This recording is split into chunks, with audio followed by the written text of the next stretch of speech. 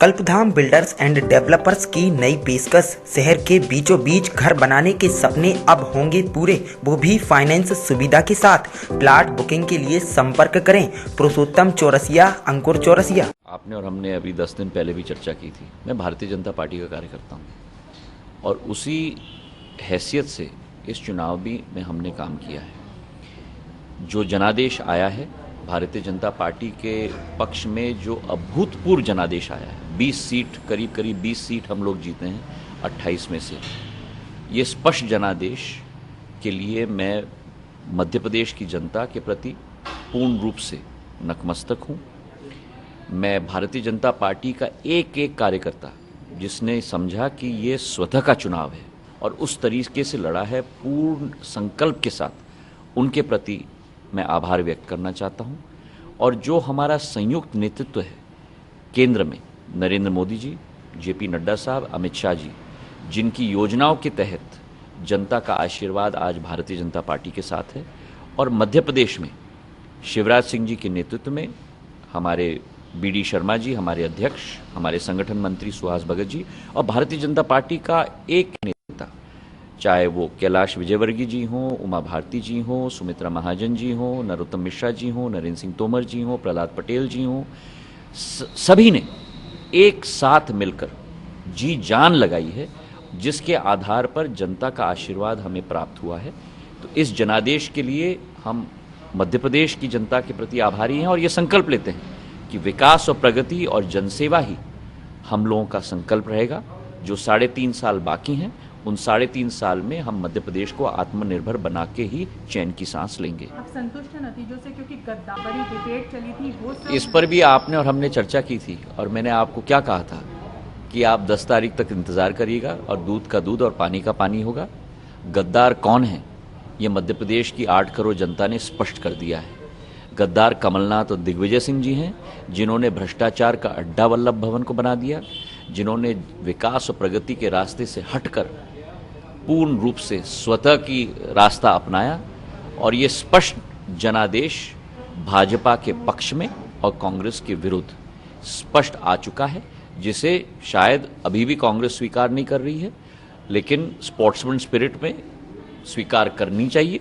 और अब आगे का रास्ता भारतीय जनता पार्टी सेवा भाव के साथ मध्य प्रदेश में चलेगी। ईवीएम पर सवाल उठ रहे हैं, दिग्विजय सिंह जी ने भी कहा। देखिए, बड़ी एक आदत है कि जब भी प्रश्न आता है चुनाव हारने का, तो ईवीएम पर प्रश्न उठ जाता है। अब जब चुनाव जीता जाता है तब ईवीएम पर प्रश्न नहीं उठता। और मुझे तो आश्चर्य है, क्योंकि जैसे मैंने कहा कि जनसेवा के पथ पर और राजनीति में सदैव एक स्पोर्ट्समैन स्पिरिट होना चाहिए। हार भी उसी विनम्रता से स्वीकार किया जाना चाहिए और जीत भी उसी विनम्रता के साथ स्वीकार किया जाना चाहिए। आरोप है लोकतंत्र हार गया है, नोट दिग्विजय सिंह कह रहे हैं। देखिए, अब दिग्विजय सिंह जी के हर टिप्पणी पर मैं टिप्पणी नहीं करूंगा। कौन क्या हारा है और क्या जीता है, ये जनता ने स्पष्ट कर दिया है।